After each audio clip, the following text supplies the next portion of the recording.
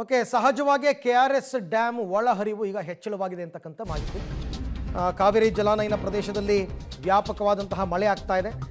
ಕಾವೇರಿ ಜಲಾನಯನ ಪ್ರದೇಶದಲ್ಲಿ ಅಂದರೆ ಕೊಡಗು, ಹಾಗಾಗಿ KRS ಡ್ಯಾಮ್ ಒಳಹರಿವಿನಲ್ಲಿ ಹೆಚ್ಚಳ ಆಗಿದೆ. 10,121 ಕ್ಯೂಸೆಕ್ಗೆ ಏರಿಕೆ ಕಂಡಿದೆ ಒಳಹರಿವು. ಇದು ಇನ್ನೂ ನಾಳೆ ಡಬಲ್ ಆಗುತ್ತೆ, ಯಾಕೆಂದರೆ ಹಾರಂಗಿಂದ ಬಿಟ್ಟಿದಾರಲ್ಲ ಅದು. 105.40 ಅಡಿಗೆ ತಲುಪಿದೆ KRSನ ನೀರಿನ ಮಟ್ಟ. 124 ಅಡಿಯಲ್ಲಿ 106 ಅಂದ್ಕೊಳ್ಳೋಣ, 106 ಅಡಿ ತುಂಬಿದೆ. ಡ್ಯಾಮ್ನಲ್ಲಿ ಈಗಾಗಲೇ 27.347 TMC ನೀರು, 49 TMCನಲ್ಲಿ ಅಷ್ಟು ತುಂಬಿದೆ. ಇನ್ನೂ ತುಂಬಬೇಕು, ಇನ್ನೂ ಬೇಕು. ಇದೇ ರೀತಿ ಮಳೆ ಆಗಿಬಿಟ್ರೆ ಇನ್ನೊಂದು 10-15 ಡೇಸ್ನಲ್ಲಿ ತುಂಬುವ ಹಂತಕ್ಕೆ KRS ಬಂದ್ಬಿಡುತ್ತೆ. ಈ ಮಧ್ಯದಲ್ಲಿ ತಮಿಳುನಾಡಿಗೆ ಬೇರೆ ನೀರು ಕೇಳಿದ್ದಾರೆ. 8,000 ಕ್ಯೂಸೆಕ್ ಇವತ್ತಿಂದನೇ ಬಿಡ್ತೀನಿ ಅಂತ ಕೂಡ ಹೇಳಿದ್ದಾರೆ. ಅದು ಕಬಿನಿಯಿಂದ ಬಿಡ್ತಾರಾ, KRS ಇಂದ ಬಿಡ್ತಾರಾ ನೋಡೋಣ.